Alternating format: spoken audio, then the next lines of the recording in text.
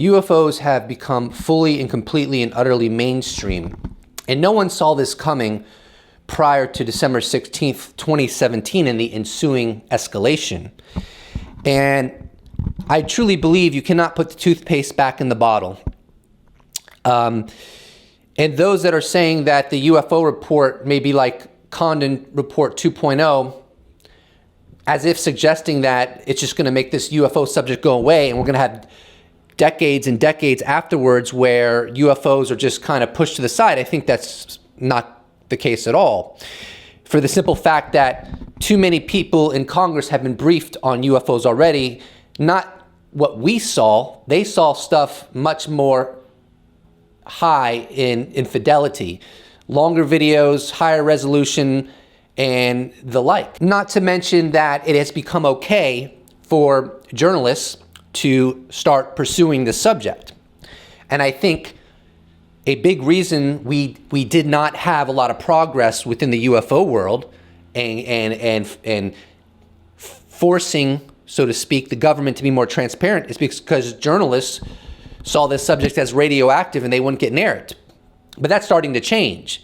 So when you start getting journalists on your side, now the government has problems that they really haven't had in the past. We really don't know what's coming down the pipe. It may end up being that we get a UFO report every year, and that we're not just going to have a task force, but an established program within the U.S. government, highly funded, that's going to keep Congress and members of our intelligence and military community appraised of the situation in a responsible manner. And the phenomenon itself is not going away. And now that great journalists and outlets like the New York Times are on the prowl on a permanent basis, when things happen to our warships and our military installations, no longer is it so easy to just keep that hush-hush. Not when you have great journalists on the prowl.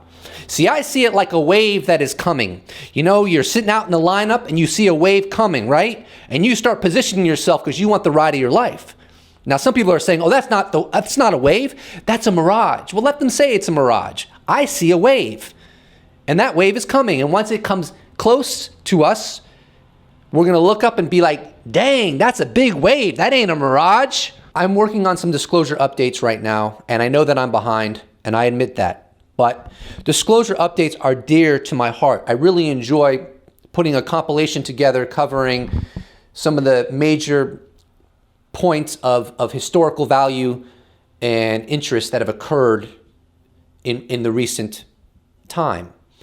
And we've had an escalation like you would never be able to predict. And it's amazing. And so I don't really care how old some of the stuff I'm going to include in my upcoming disclosure updates. I'm going to do these disclosure updates, period. I'm going to do them unless we're hit by a meteor. Barring that, I'm doing these disclosure updates. So if you haven't subscribed, please do, because my life mission, well, not really, but something important to me is to make these updates. So I'm going to do it. And I'll see you in the next episode.